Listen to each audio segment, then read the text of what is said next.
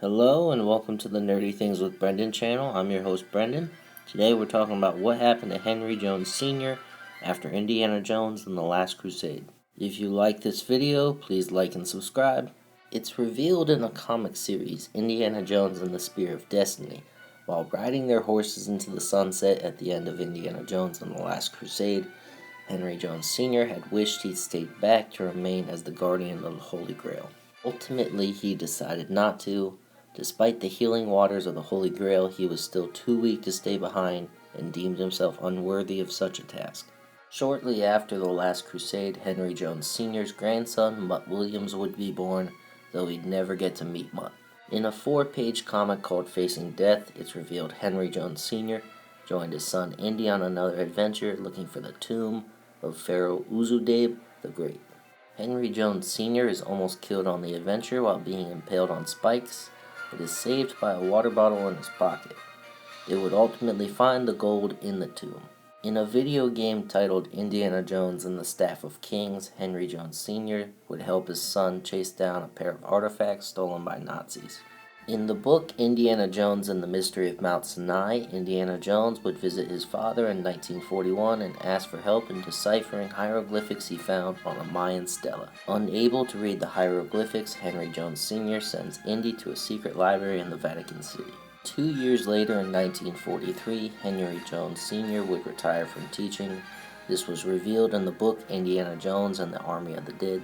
In 1945, during the events of the comic Indiana Jones and the Spear of Destiny, Henry Jones Sr.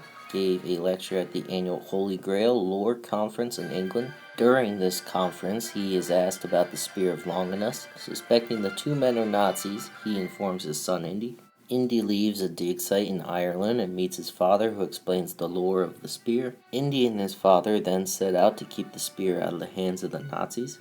During the adventure, Henry is concerned for his son's safety after Indy is tied up, thrown in a lake, and nearly drowns. The spear was eventually found and fully assembled, but in doing so, it causes the cave around them to collapse. The spear then started to glow and appeared to be bleeding, a sight only true believers could see.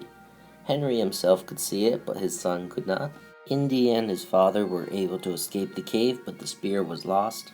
In 1947, during the book Indiana Jones and the Infernal Machine, Prime's official strategy guide, it's revealed Henry Jones Sr. once acted as substitute teacher at Barnet College while his son was away. In Indiana Jones, the Ultimate Guide, it's revealed Henry Jones Sr. died in 1951. In Indiana Jones and the Kingdom of the Crystal Skull, we see Indy kept a photo of his father in his home. In the novel version of Indiana Jones and the Kingdom of the Crystal Skull, it's revealed Indy inherited a chair of his father's he himself could not bring himself to sit in. In 1957, Indiana Jones would marry Marion Ravenwood, making Henry Jones Sr. her posthumous father-in-law. In the newest movie, Indiana Jones and the Dial of Destiny, it's revealed Indy also inherited his father's watch and wore it during his search for Archimedes' dial in 1969. Depending on if you count the young Indiana Jones Chronicles as canon, Henry Jones Sr. was also grandfather to Indy's daughter Sophie.